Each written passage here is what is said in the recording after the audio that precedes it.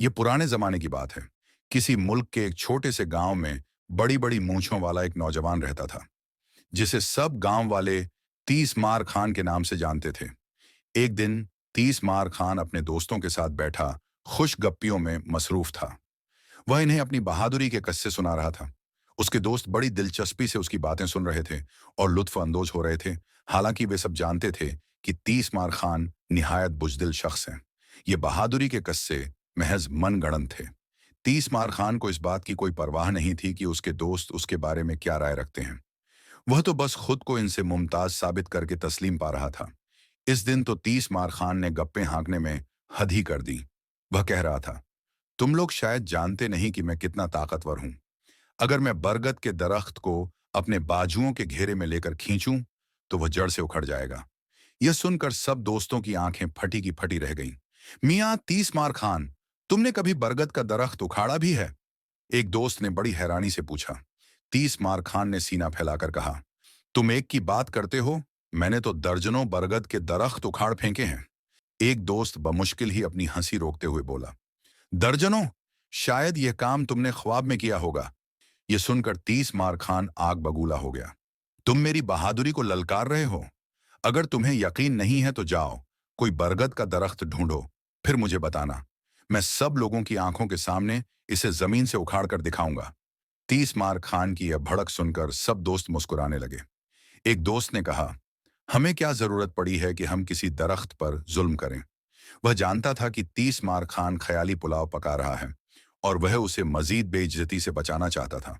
बाकी दोस्तों ने भी 30 मार खान का दिल रखने के लिए उसकी हाँ में हाँ मिलाई और बात को खत्म कर दिया।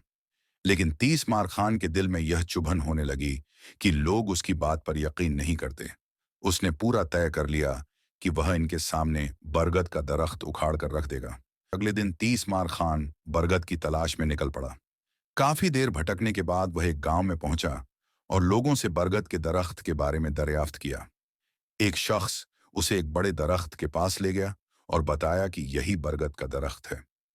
जब 30 मार खान ने बरगद का दरख्त देखा तो उसकी सिट्टी गुम हो गई। वह कद में काफी बड़ा और हुजूम में इतना मोटा था कि 30 मार खान की बाहें इसके गिर्द पूरी नहीं आ सकती थीं। अब उसे एहसास हुआ कि वाकई उसने जरूरत से ज्यादा गप्पे हाँक दी थीं। उसने दावा पूरा करने का इरादा बदला और वापस लौट आया।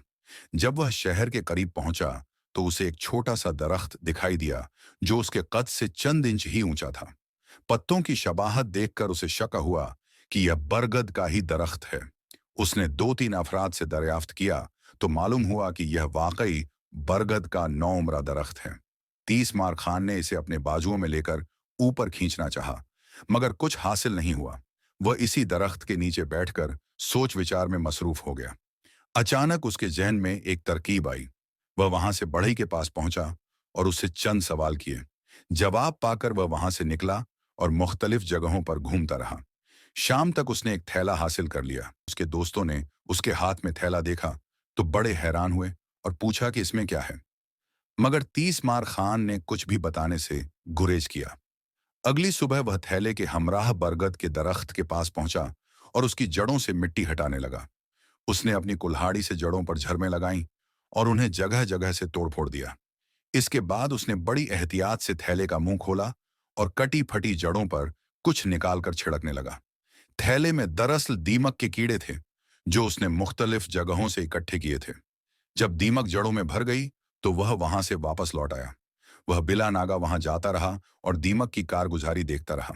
चंद दिनों बाद जब जड़ें बिल्कुल खस्ता हो गईं, 30 मार खान अपने दोस्तों के पास पहुंचा और बड़े फख्र से बताया कि उसने बरगद का दरख्त ढूंढ निकाला है। अब वह इसे जमीन से उखाड़ने का मुजाहिरा करने वाला है। दोस्तों ने उसे समझाना चाहा, मगर 30 मार खान जबरदस्ती उन्हें लेकर बरगद के पास पहुंचा। पहले तो सब दोस्त यह देखकर हंसने लगे कि 30 मार खान ने कैसा नन्हा सा दरख्त ढूंढा है। मगर नन्हा दरख्त सही, जमीन से उखाड़ना कोई आसान बात नहीं थी। 30 मार खान ने अपने बाजुओं को जोर से झटके दिए और आगे बढ़कर दरख्त के तनों को अपने बाजुओं के हंसार में ले लिया। उसने गहरी सांस ली और जोर लगाना शुरू कर दिया। उसके बाजुओं में सुइयां चुभने लगीं।